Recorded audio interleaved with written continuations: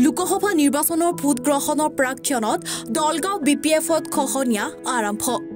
বিপিএফৰ কেন্দ্ৰীয় সমিতিৰ সাংগঠনিক সম্পাদকৰ পদত্যাগ কৰা বিষয়টো ব্যাপক চৰ্চা লাভ কৰিছে।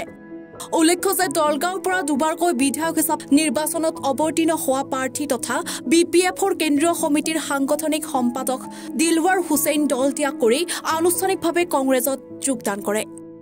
শুকুৰবাৰে সন্ধিয়া খাৰুপেটীয়া ৰাজীৱ ভৱনত দলগাঁও সমষ্টিৰ প্ৰাক্তন বিধায়ক ইলিয়াছ আলীৰ উপস্থিতিত ভাৰতীয় জাতীয় কংগ্ৰেছ দলত যোগদান কৰে বিপিএফৰ কেন্দ্ৰীয় সমিতিৰ সাংগঠনিক সম্পাদকৰ সৈতে আন কেইবাগৰাকী কৰ্মী।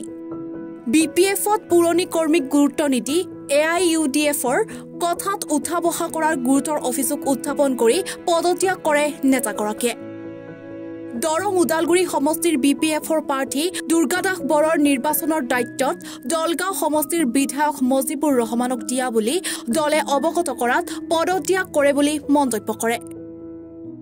উল্লেখযোগ্য যে দৰং ওদালগুৰি সমষ্টিত AIUDFৰ পোনপটীয়াকৈ বিজেপিক সমৰ্থন দিব নোৱাৰি বিপিএফৰ হৈ প্ৰচাৰ চলাই বিজেপিক সহায় কৰিছে বুলি বিস্ফোৰক মন্তব্য আগবঢ়ায় দল ত্যাগী নেতা দিলৱাৰ হুছেইনে। দলগাঁও সমষ্টিৰ আমি যিকেইগৰাকী বিপিএফ দলৰ কেন্দ্ৰীয় সমিতিৰ সদস্য প্লাছ আমাৰ ব্লক কমিটি আছে, এইখিনি মানুহৰ লগত দলে কোনো ধৰণৰ গুৰুত্ব দিয়া নাই। আনকি এই আগন্তুক নিৰ্বাচন সম্পৰ্কেও বৰ্তমান বিপিএফ দলৰ যিগৰাকী মনোনীত প্ৰাৰ্থী দুৰ্গাদাস বড়োদেৱ কলাগাঁও সমষ্টিৰ বিধায়ক, তেখেতে আৰু প্ৰাক্তন বিধায়ক ৰিহন দৈমাৰীদেৱ আমাৰ দলগাঁও সমষ্টিত আহি 4খন মিটিং কৰিছে যোৱা নৱেম্বৰ আৰু ডিচেম্বৰ মাহত। দুখৰ কথা যে সেই 4খন মিটিঙৰ কোনো এখন মিটিঙতে আমি ইয়াত স্থানীয়ভাৱে বিপিএফ দলৰ কেন্দ্ৰীয় সমিতিৰ মানুহ থকা স্বত্তেও, ব্লক কমিটি এখন থকা স্বত্তেও তেওঁলোকে আমাক দূৰত ৰাখি অন্ধকাৰত ৰাখি আমাৰ সমষ্টিত মিটিং কৰি গৈছে। এইটো আমি মনত বৰ দুখ পাইছিলোঁ। আমি কেন্দ্ৰীয় সমিতিত জনোৱাৰ পিছত তেওঁলোকে আজিৰ দিনটোলৈ আহি এই বিষয়টো সমাধান কৰাৰ চেষ্টা কৰা নাই। আমাক খালি কৈ আছিল যে আমাৰ মানুহ যাব, আপোনালোকক লৈ বহিব, এইখিনিয়ে কথা। কিন্তু ইতিমধ্যে আমি জানিব পাৰিলোঁ দৰং ওদালগুৰি সমষ্টিৰ বিপিএফ দলৰ মনোনীত প্ৰাৰ্থীগৰাকীক দলগাঁও সমষ্টিৰ মাননীয় বিধায়ক মজিবুৰ ৰহমান চাহাবে সমৰ্থন কৰিছে। সমৰ্থন কৰি বাকী যি মেল মিটিং ইত্যাদি দুৰ্গাদাস বড়োদেৱক লগত লৈ কৰি আছে। গতিকে আমি যেতিয়া পৰৱৰ্তী সময়ত কেন্দ্ৰীয় সমিতিক জনালোঁ, আমাৰ জিলা সমিতিৰ সাধাৰণ সম্পাদক তেখেতে মোক জনালে যে নাই, ওপৰৰ পৰা নিৰ্দেশ আছে দলগাঁও সমষ্টিত কোনো দলৰ সাংগঠনিক কাম কাজ কৰা নহয়, দলগাঁও সমষ্টিত যি কৰিবলগীয়া আছে সেয়া AIUDFৰ বিধায়ক মজিবুৰ ৰহমান চাহাবে কৰিব। গতিকে আমি দলৰ মানুহ মূল কমিটিৰ মানুহ থকা স্বত্বেও আমাক বাদ দি যদি AIUDF দলৰ কথাতে আমাৰ দলটো উঠা বহা কৰে, আমি ইয়াত আত্মসন্মানত আঘাত পাইছোঁ।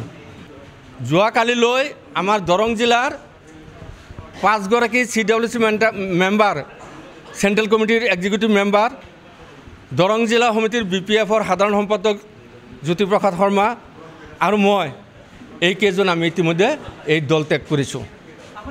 চাওক, এতিয়া দলে এগৰাকী অভিজ্ঞ ব্যক্তি, জনা মানুহ, তেখেত আগতেও MP আছিল, মাধৱ ৰাজবংশীদেৱ আমাৰ দলৰ মনোনীত প্ৰাৰ্থী, ৱেট থকা মানুহ, গাম্ভীৰ্যতাপূৰ্ণ মানুহ আৰু তেখেত যথেষ্ট নলেজ আছে। ইফালেতো এডভোকেট আপোনালোকে সকলোৱে জানে। তেখেতক যদি আমি ইয়াৰ পৰা জিকাই লৈ যাব পাৰোঁ, তেতিয়াহ'লে আমাৰ বিশ্বাস যে পাৰ্লিয়ামেণ্টত আমাৰ এই অঞ্চলৰ যিবিলাক জ্বলন্ত সমস্যা আছে এই সমস্যাবিলাক তেওঁ উত্থাপন কৰিবলৈ সক্ষম হ'ব আৰু এই সমস্যাবিলাক সমাধান কৰাৰ ক্ষেত্ৰতো তেখেতৰ পৰা আমি সহায় পাম। ইতিমধ্যে আমি জানো তেখেতে যেতিয়া MP আছিল, আমাৰ ৰঙিয়াৰ যিটো ৰেলৱে ডিভিজন, সেই ডিভিজনটো তেখেতৰ অৱদান বুলি আমি ক'ব পাৰোঁ। তেখেতৰ কাৰণে ৰঙিয়াৰ ৰেলৱে ডিভিজনটো হৈছে।